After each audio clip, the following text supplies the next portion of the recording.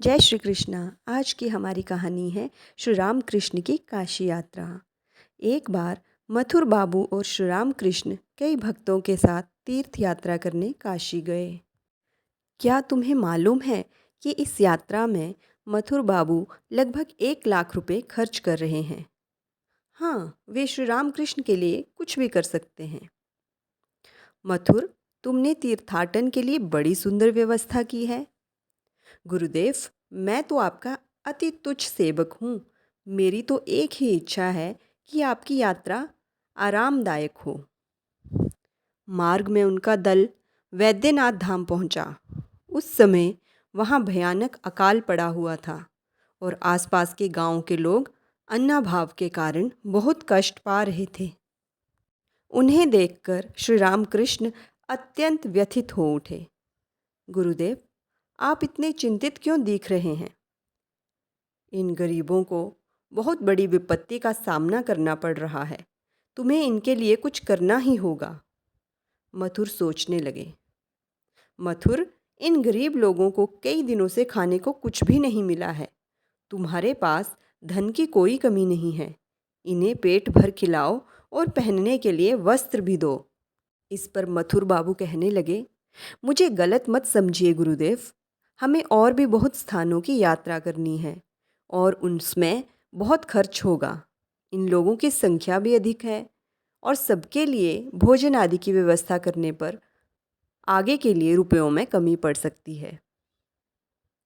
इन जीवंत नारायणों की उपेक्षा करके तीर्थाटन करने से कोई लाभ नहीं।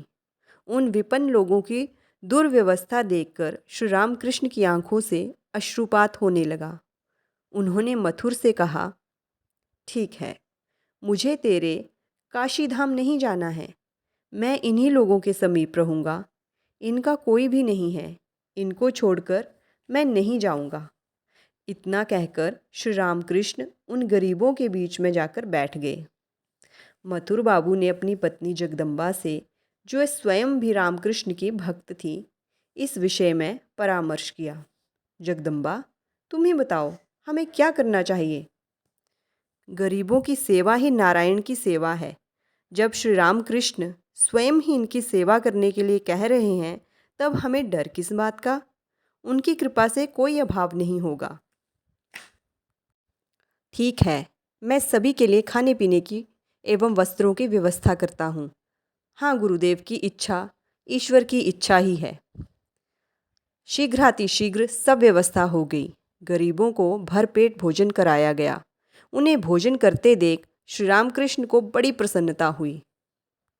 जीव सेवा ही शिव सेवा है। मैं तो इन लोगों में ही भगवान वैद्यनाथ के दर्शन कर रहा हूँ।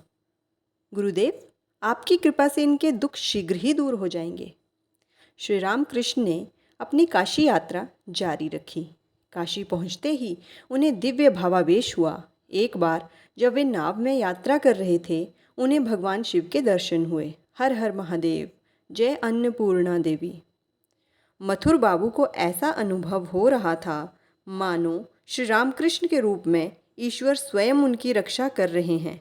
अतः श्री रामकृष्ण के कहने पर उन्होंने काशी में काफ़ी दान धर्म किया, पर उनकी बड़ी इच्छा थी कि वे रामकृष्ण को भी कुछ भेंट में दे दें।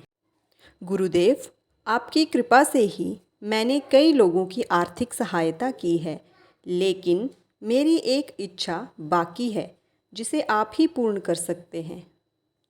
बोलो, क्या चाहते हो? मैं तुम्हारी इच्छा पूरी करने का प्रयास करूँगा।